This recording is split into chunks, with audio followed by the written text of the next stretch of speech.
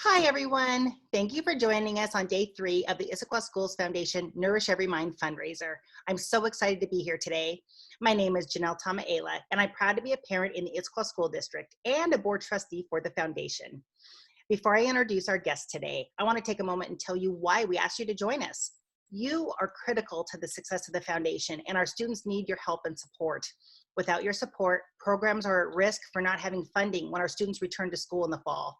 We want to help meet the current and emerging needs that have come about due to the COVID-19 pandemic, along with those programs that the foundation has a long-standing tradition of supporting for our students. Thank you for joining us for the next 15 minutes. You will be pleased with what we have to share. We talked earlier this week about the 3 pillars upon which our foundation was built. Yesterday, we talked about the first pillar, building academic foundations. Today, we will provide scaffolding for the second pillar, exploring limitless opportunities. Well, what does that mean exactly? We believe that in order for our 21,000 students to reach the promise of their potential, we need to focus on opportunity and innovation. With your support, we can help direct resources to enhance extracurricular and supplemental learning so that our students can develop varied interests inside and outside of the classroom. Students who have the support to explore different opportunities develop skills, hobbies, and passions that extend far beyond their education journey and often become lifelong pursuits. Today, I am honored to have joining us Ms. Cardong, a kindergarten teacher at Maple Hills Elementary, and 2 4th grade students, Ella and Daniel. Hi, guys. They are here to talk about BBOTS, an Issaquah Schools Foundation funded program that gives kindergartners their first robotics and coding experience. Their story is so powerful, and I'm happy to present today's speakers to you. Take it away, Ms. Cardong. Hi, my name is Darcy Cardong, and I'm a kindergarten teacher at Maple Hills Elementary. I love teaching kindergarten. I love the magic, the adventure, the thrill of discovery, and the power of learning together. I have become a huge advocate for robotics in early education, and I'll tell you why. About 6 years ago, I stumbled across the TED Talk, Computer Science is for Everyone, by Code.org founder Hadi Partovi, and it forever changed my life and the life of my students. In this short video, Mr. Partovi describes his life growing up in war-torn Iran with his twin brother. One day, his father brought home a computer, a Commodore 64. Self-taught at a very young age, Mr. Partovi describes his computer science path, how a series of positive experiences with technology early on empowered him to continue to make the educational choices that would further his knowledge and skills in a field that offers creativity, innovation, invention, and the power to change the course of his life. This path, he pointed out, also offers the highest paying jobs. He then laid out an argument for how critical teaching computer science is in early education. I had a sense of this, but what devastated me was how underrepresented women and minorities were. And what deepened the cut is that I was one of these women. I hated technology. I wasn't good at it, and I had no idea where to begin. At that time, computer science in elementary meant scrolling and double-clicking the mouse. Each year that passed was a year that I felt I was failing my students. I then happened upon a clip from Cougar Ridge librarian Julie Hemery. She was teaching her students how to use BBOTS. Little, adorable, handheld coding robots. This is where I could jump in. Through a grant from the Issaquah Schools Foundation, I purchased my first classroom set of bots and mats and never turned back. Each year I learn more, I teach more, I innovate more.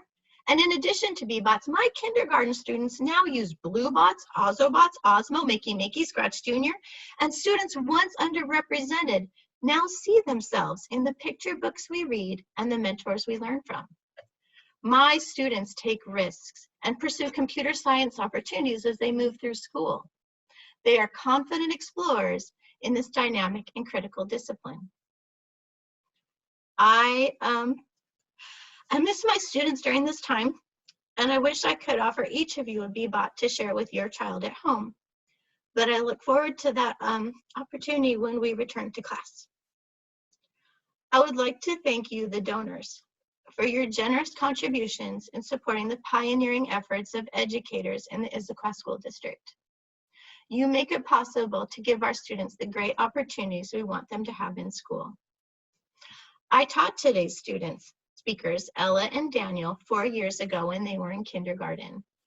I'm so proud and excited to have them share with you now.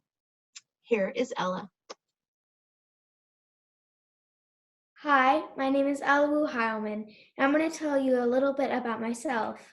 I go to Maple Hills Elementary School. I'm in Miss Tudor's 4th grade class, and I'm the hilarious goofball everybody knows. I'm on a soccer team with my friends. I do karate, and I like to go motorcycle riding and horseback riding for fun. Why am I talking to you today? Because in kindergarten, I was in this Cardone class, and I loved learning to code with B-bots. You might be asking yourself, what are B-bots? They are small yellow bots that look like bees. You can program them by pushing simple buttons on the top. And once you are done programming them, they move in the direction you want them to go. We were asked to do assignments with it. For example, we had to program the bee-bots to go in the correct life cycle of a flower, frog, or flower. It was laid out on the mat. Miss Cardong had us program them to go in the right direction for where I need to go in town, such as the grocery store, park, or school. We would make stories up saying, go to the bank for some money. During this program, I learned the basics of coding, starting in kindergarten. I learned if you make a mistake, you can restart and try again. I also learned not to give up on coding or get frustrated and mad. If you are frustrated and mad, you won't learn the process and you will miss out on all the fun. It can be challenging, but you must push through to see the fun, which is watching your coding make the B-bots go in the right direction. I enjoyed the challenges the most when we had something new to work on. Ms. Cardong would challenge us and put obstacles in front of the B-bots, and we had to dodge the obstacles so we wouldn't run into them. That was super fun. Ms. Cardong also had us connect the B-bots to be a train. We would program them. I loved it because it brought out the fun in our classroom. When Ms. Cardong brought it out, it would just light up our day. The experience with B-bots inspired my interest in technology and coding. Since Ms. Cardong's class, I continue to do more coding and participate in big projects like Symposium, and Engineering Night, so that I can build robots and dig into technology and computers. I continue to do the coding with programs like Scratch and Code.org. As you can probably tell, I really enjoyed learning how to code with B-bots, and I hope that lots of students get the same opportunity. Thank you for your time, and now I'd like to introduce Daniel. Hello, my name is Daniel Grabowski, and I would like to tell you a little bit about myself. I'm currently a student at Maple Hills Elementary School, and I'm currently in Miss Tudor's 4th grade class. I'm considered very outgoing and friendly with all my students at Maple Hills. I've always done well in school and always enjoyed going to school. I'm considered by most students to be one of the most active kids at Maple Hills Elementary School. I love playing soccer and football with my friends. One thing that has stood out to me while at Maple Hills was when I was in kindergarten. My teacher was Miss Cardong, and early on we began a coding lesson called B-bots. I don't remember a lot when I was in kindergarten, but I do remember very much about B-bots. I enjoyed them quite a bit, and I do feel that they are very helpful during my education. B-bots are a lesson plan that help with my mathematical skills, directions, and coding. My main memory of them was that they were fun. While using the B-bots, you had to press the buttons to push the B-bots in the correct direction to get to the goal. It helped with my rights and lefts working backwards directions. Typically, the goal was to get the hive or the flower, but either way, it was just fun. One of the challenging parts of the program was the math. You had to add, subtract, and plan your route mathematically to get to the goal. It became challenging and ultimately made me think about math at a much faster pace. I've always done well in math since that point. I do attribute most of my mathematical skills I have currently to the foundation I received in kindergarten. One of the skills that I do feel is really important is directions. I'm 10 years old and I have a sister who's 13 who I know forgets her rights and lefts. Not me, I know my rights and lefts. I didn't know rights and lefts before starting B-bots, but forward and backward, I think I had that down. But B-bots would have definitely reinforced that. Looking back on the program, I realized I still love coding and I still play mathematical games on the computer. Now I work with my brother who's 15 on different computer coding tasks at home. I look forward to continuing to work with computers, coding, and math in the future. Thank you. Wow, you guys, thank you so much for sharing your stories with us today. I've enjoyed hearing about your BBOT experiences, and I'm so glad that Ms. Cardong brought this idea to the foundation when she applied for a grant 4 years ago. It's remarkable to see Ms. Cardong's first group of BBOT students like Ella and Daniel progress from kindergarten to 4th grade and then continue to pursue skills and passions inspired by those cute little BBOTs. For all of you tuning in today, I want to emphasize the Foundation's commitment to helping our students explore possibilities in STEM, in fine arts, and anything else that captures their interest. By supporting the Issaquah Schools Foundation, you are supporting the pursuit of limitless possibilities for our children so they explore beyond the classroom and carry these discoveries throughout every facet of their lives. Please act now and donate today. You can make a difference right now. By making a gift today, your support will help your child and other students like Ella and Daniel and the wonderful educators in our district. There are a few ways to donate. You can stay where you are and go on our Facebook page or event page and click donate. You can visit our website at www.isfdn.org.